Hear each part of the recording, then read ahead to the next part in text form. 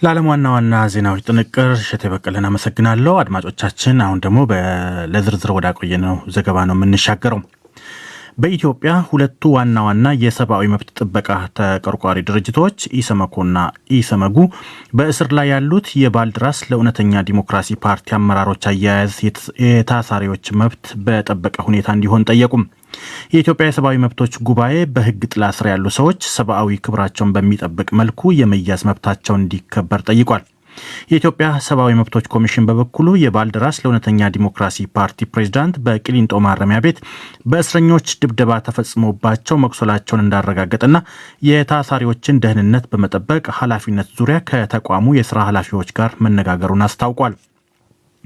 ኢሰመጉ በአቶ እስክንድር ነጋ ላይ የተፈጸመው ድርጊት ተጣርቶ አጥፊዎችም ሆነ የጥበቃ ኃላፊነታቸውን በትክክል ባልተወጡ የማረሚያ ቤቱ ሰራተኞች ላይ አስተማሪ ህጋዊ እርምጃ እንዲወሰድ ጠይቋል። ሰለሞን ሙጬ ከአዲስ አበባ ተከታዩን ዘገባ ልኮልናል። የኢትዮጵያ ሰብአዊ መብቶች ኮሚሽንና የኢትዮጵያ ሰብአዊ መብቶች ጉባኤ በባልደራስ ለእውነተኛ ዲሞክራሲ ፓርቲ አመራሮች ሰብአዊ አያያዝ ዙሪያ በየፊናቸው ባወጡት መግለጫ ተከሳሾቹ ፈጣን ፍትህ የማግኘት መብታቸው እንዲረጋገጥላቸው ሁሉንም የፍትህ አካላት ጠይቀዋል። ኢሰመጉ በህግ ጥላ ስር ያሉ ሰዎች ሰብአዊ ክብራቸውን በሚጠብቅ መልኩ የመያዝ መብታቸው እንዲከበር በጠየቀበት መግለጫው የፓርቲው ፕሬዝዳንት አቶ እስክንድር ነጋ ጥቅምት 11 ቀን ከጠዋቱ 12 ሰዓት ቂሊንጦ ማረሚያ ቤት ውስጥ በእስረኞች ተደብድበው አይናቸው አካባቢና ጉልበታቸው ላይ ጉዳት እንደደረሰባቸው እስካሁን ሕክምና እንዳላገኙ መረጃ እንዳለው ገልጿል። የኢትዮጵያ ሰብአዊ መብቶች ኮሚሽን በበኩሉ ይህንን ጉዳይ ለማጣራት አቶ እስክንድር ነጋን፣ ክስተቱ ሲፈጠር በስፍራው የነበሩትን አቶ ስንታየው ቸኮልን፣ ከአቶ እስክንድር ነጋ ጋር ተጋጩ የተባሉትን ሰውና የቂሊንጦ ማረሚያ ቤት አስተዳደር አባላትን ማነጋገሩን አስታውቋል። ኮሚሽኑ ባደረገው ማጣራትም የቃላት ልውውጥ ወደ አካላዊ ግጭት መረጋገጡን ጠቅሷል። አቶ እስክንድር ነጋ በግራ እግር አውራጣታቸው ላይ እብጠት፣ በሁለቱ ጉልበታቸው ላይ የመላላጥና በቀኝ ቅንድባቸው ላይ የመቁሰል አደጋ እንደደረሰባቸው በማረሚያ ቤቱ ክሊኒክ ሕክምና እያገኙና በደህና ሁኔታ ላይ እንደሚገኙ ኮሚሽኑ ማረጋገጡንም አስታውቋል። በሌላኛው እስረኛ ላይም በቀኝ እጅ ጣታቸው ላይ የመፋፋቅ ጉዳት እንደደረሰባቸው አክሏል። የኢትዮጵያ ሰብአዊ መብቶች ጉባኤ ኢሰመጉ ድርጊቱ ተጣርቶ አጥፊዎች ለሕግ ቀርበው ተጠያቂ እንዲሆኑና አስተማሪ ቅጣት እንዲያገኙ በማድረግ ውጤቱም ለሕዝብ እንዲገለጽ ጠይቋል። አክሎም ኃላፊነታቸውን ባልተወጡ የማረሚያ ቤቱ ሰራተኞች ላይ አስተማሪ ህጋዊ ቅጣት በመጣል ሁኔታው ለሕዝብ እንዲገለጽ ማረሚያ ቤቱ ታሳሪዎችን ሕክምና የማግኘት መብታቸውን እንዲያስከብርላቸውም ጠይቋል። የኢትዮጵያ ሰብአዊ መብቶች ኮሚሽን አቶ እስክንድር ነጋ በማረሚያ ቤት የተፈጠረው ተራ ጠብ ነው ብለው እንደማያምኑና በፍርድ ቤት የምስክር ማሰማት ሂደት እያነሷቸው ባሉ መስቀለኛ ጥያቄዎችና ሌሎች ጉዳዮች ጋር የተገናኙ እንደሆነ እምነታቸውን ነግረውኛል።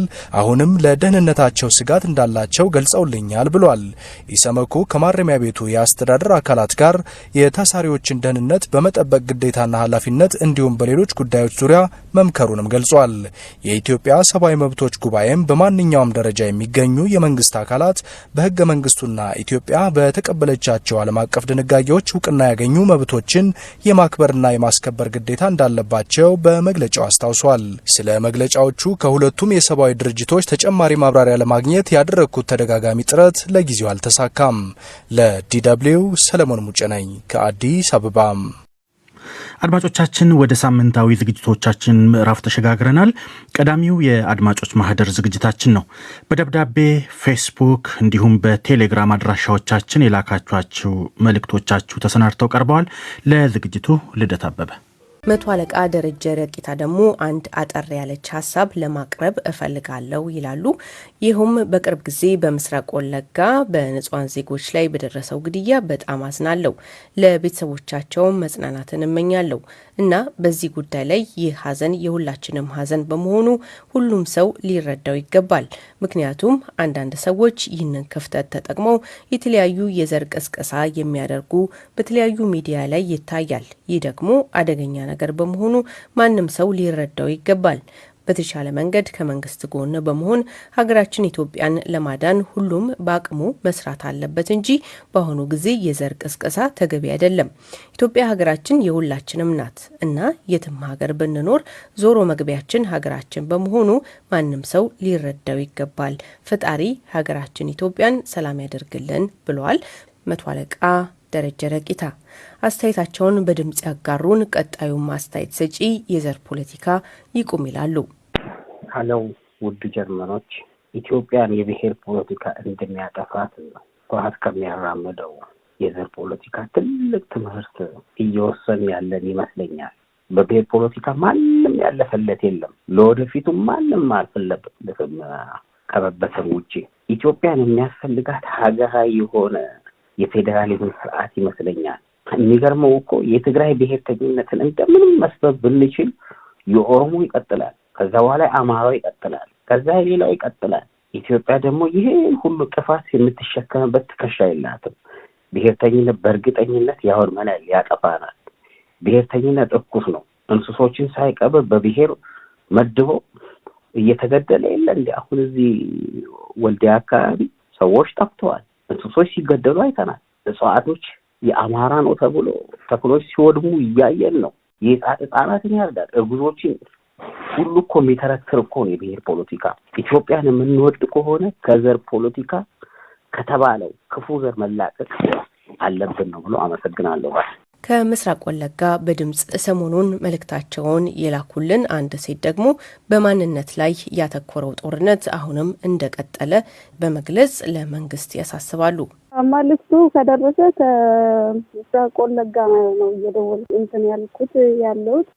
ከምስራቅ ወለጋ ያው ሲቡስሬ አካባቢ ነው ያለነው እና በጣም ችግር ላይ እንዳለን ለማስተላለፍ ነው። የኦነግ ሸኔ ታጣቂዎች በአማራ ተወላጆች ላይ የሚያደርጉት ጭፍጨፋ እስካሁን ድረስ አላቆመም እና በጣም ተቸግረናል። ሰው እየተፈናቀለ ነው። ከአንድ ቤት ውስጥ 4 ሬሳ 5 ሬሳ ነው እየተገደለ ያለው። እንግዲህ ይህንን መንግስት ዝም ብሎ ችላ ብሏል። በጣም ችግር ላይ ነን። ይህንን መልዕክት እንድታስተላልፉልኝ ነበር።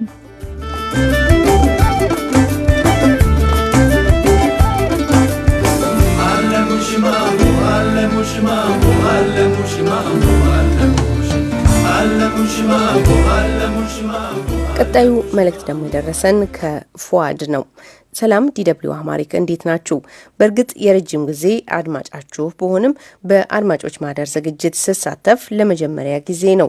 ብዙውን ጊዜ የመካከለኛው ምስራቅ ዘገባችሁ የሚያተኩረው በሳውዲ አረቢያ ብቻ ሆኖ በሌሎች የገልፍ ሀገሮች የሚገኙ ኢትዮጵያውያን ችግር ብዙውን ጊዜ አየር ላይ ስታውሉት አላስተዋልኩም። በእርግጥ በሳውዲ ላሉ ወገኖቻችን ሰቆቃ ቅድሚያ መስጠታችሁ ተገቢም አስፈላጊም ነው ብዬ አምናለሁ። ነገር ግን አንዳንዴ ሌሎቻችንንም አትርሱን። ወደ ጉዳይ ስገባ ኩዌት ውስጥ የኢትዮጵያ ኤምባሲ ከተዘጋ ድፍን 2 ወር ይሞላዋል። በእርግጥ ከመዘጋቱ በፊት ማስታወቂያ ለጥፈው ለተወሰነ ጊዜ ቢሰሩም ነገር ግን በቀረው ትንሽ ጊዜ ውስጥ ሁሉም ፓስፖርት ማሳደስ እንደማይችል የታወቀ ነው። ጊዜና ሁኔታው የተመቻችላቸው እህትና ወንድሞቻችን አሳድሰዋል። በሰው ቤት ተቀጥረው የሚሰሩና ጊዜያቸውና ስራቸው በአሰሪዎቻቸው የሚወሰንላቸው ብዙ ሰዎች ግን መኖሪያ ፍቃዳቸው አልቆ ፓስፖርታቸው ላይ የ1 ዓመት ያህል ጊዜ ባለመኖሩ መኖሪያ ፍቃዳቸውን ማራዘም ሳይችሉ ቅጣት እየቆጠረባቸው ነው። በሪያድ በኩል ነው ጉዳያችሁን የምትፈጽሙት ብለው ነበር። ነገር ግን እስካሁን በማን በኩልና በምን በኩል እንደሆነ የተነገረ ነገር የለም። አብዛኛው ሰው ተቸግሮ ያለበት ሁኔታ ነው ያለው። እባካችሁ የሚመለከተውን አካል አነጋግራችሁ መፍትሄው ቢነገረንና እኛም ብናርፍ ብለዋል። የዘውትር አድማጫችን እንደሆኑ የገለጹልን ፉአድ ከኩዌት። የተከበሩ የዝግጅታችን ተከታታይ ጉዳዩ የሚመለከተውን አካል ለማነጋገርና ምላሽ ለማፈላለግ ሞክረን ነበረ። ስልኩ ስላልተመለሰልን ነው። ምላሽ እንዳገኘን ውጤቱን በዚሁ ዝግጅት እናሳውቆታለን።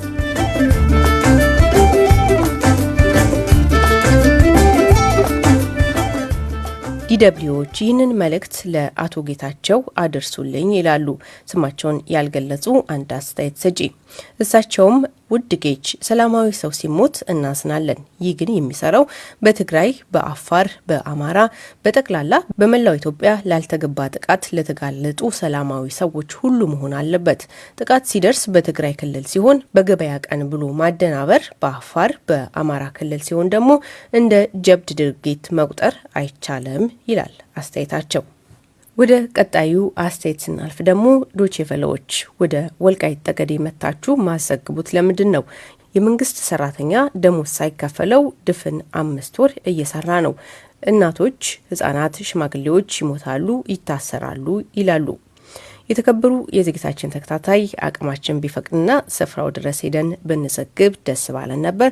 ይሁንና መረጃዎች ሲደርሱን በአቅራቢያ በሚገኙ የዶይቼ ቬለ ወኪሎች ለመሸፈን እንሞክራለን። እርሶም ልክ እንዳሁኑ ጥቆማ ሲኖሩት ይጻፉልን።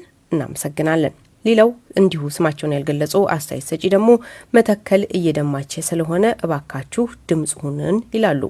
የዘውትር ታዳሚያችሁ ነኝ ያሉን እንዲህ ነው አሰፋ ከጎንደር ለመተዋወቂያ ብለው የጻፉት ኢሜል ደርሶናል። እናመሰግናለን። በተሳትፎ ይቀጥሉ። ኢብራሂም ክብረት ደግሞ ውድ ዶይቼ ቬለዎች በቅድሚያ የአክብሮት ሰላምታዬን አቀርባለሁ። በመቀጠል እኔ የምሰጠው አስተያየት እኛ ኢትዮጵያውያኖች ከሰው የመጣን ማዕቀብ ሳይሆን ከፈጣሪ የመጣን ማዕቀብ ብቻ ነው የምንፈራው ይላል መልእክታቸው። የቀጣዩ መልእክት ርዕስ ደግሞ ዝም አይነቅስም ይሰኛል። ሰላም ጤናን ለአድማጮች ማህደር ቤተሰቦች በሙሉ እመኛለሁ። መምህር ይሻላል ነኝ ከሀይቅ ካሉ በኋላ ጸሐፊው አሸባሪው ወያኔ ሲሉ የገለጹት ቡድን ላለፉት 40 ዓመታት በሀገራችን ኢትዮጵያና ሕዝቦቿ ላይ በተለይ ደግሞ በአማራ ክልልና በክልሉ ሕዝቦች ላይ ያላደረሰው ደባ ያልፈጸመው ሰቆቃ የለም። ይባስ ብሎ አሁንም ደባና ሰቆቃው ቀጥሏል። በተለይ በአማራ ክልልና በክልሉ ሕዝቦች ላይ ተጠናክሮ ክልላችን በደባና ባሻጥር አላስፈላጊ ዋጋ እንዲከፈል ተደርጓል። አሁንም አላስፈላጊ ዋጋ እየተከፈለ ይገኛል። ህዝባችን አንድነቱን የበለጠ ማጠናከርና የትኛውንም ጫናና መከራ መመከት አለበት። መንግስትም ከተራ ፖለቲካ መውጣት አለበት። በዚህ ክፍለ ዘመን ተራ ፖለቲካ የትም አያደርስም። በአማራና በአፋር ክልል ህዝቦች ላይ ፀሐይ እየጠለቀች ይመስላል። ከሀይቅ በታች ያለ ህዝብ ሰሞኑን በስደት ወደ ላይ እየወጣ ይገኛል። የገጠር ቀበሌ ትምህርት ቤቶችም በተፈናቃዮች ሞልተዋል። ህዝብ እየረዳቸው ይገኛል። ነገሩ ከሚነገረው በላይ ከባድ ነው ይላሉ መምህር ይሻላል ከሀይቅ። ቀጣዩ መልእክት ደግሞ የደረሰን ከወረባቡ ከዋና ሳጅን ሰለሞን ማሞ ነው። ለሚመለከተው ሁሉ መልእክት ይሰማ ይላሉ። ግዴታችንንና ድርሻችንን እንወጣ የሚሉት ዋና ሳጅን ሰለሞን መንግስት 3 ግዴታዎች አሉበት። ማለትም አንደኛ የዜጎችን ሰብአዊና ዲሞክራሲያዊ መብት ማክበር፣ ሁለተኛ ማስከበር፣ ሶስተኛ የዜጎችን መሰረታዊ ፍላጎት አቅም በፈቀደ መልኩ ማሟላት ነው። እነዚህ በህገ መንግስቱ የተቀመጡ የመንግስት ግዴታዎች ናቸው። ሆኖም በአማራና በአፋር ክልል ያሉ ንጹሃን ዜጎችን ጨምሮ በጦርነት እየሞቱ ጥረው ግረው ካፈሩት ንብረት ተሰደው ብዙዎች ለልመናና ለስደት በቅቷል። በረሃብ በውሃ ጥም በመንገድ ብዙዎች እየተሰቃዩ በአይናችን እያየን ነው። በተለይም ሰሜን ወሎ፣ በግማሽ ደቡብ ወሎ፣ ወረባቡ የተወሰኑ ቀበሌዎች ተሰደዋል። ስለሆነም መንግስት የዜጎቹን ህይወትና ንብረት የመጠበቅ ግዴታውን በአግባቡ ይወጣ። ሀገር ማለት ተራራ፣ ሸለቆ፣ መሬት ብቻ አይደለም። ህዝብ የሌለበት ሀገር ሊባል አይችልም። ያለ አቅሙን ተጠቅሞ የተደቀነብንን ጦርነት በአስቸኳይ ያስቆም። ስደተኞች ወደ ቤታቸው ተመልሰው የሚያገግሙበት ሁኔታ ይፈጠር። እንዲሁም ሀገራዊ ቀጠናና የሰላም የእርቅ የውይይት በሮችን በመክፈት ከስጋት ነጻ የሆነች ሀገርን ይመስርት። የውስጥ የሰላም ጠንቆችንና በሁለት ቢላዋ የሚበሉትን መሀል ሰፋሪዎች በመለየት የማስተካከያ እርምት ይውሰድ በማለት ለመንግስት እያሳሰብኩኝ፣ ለህብረተሰቡ ደግሞ ለሁላችን ቤት ለሆነችው እናት ሀገር ሁላችንም የድርሻችንን እንወጣ የዛሬው መልእክቴ ነው። አመሰግናለሁ።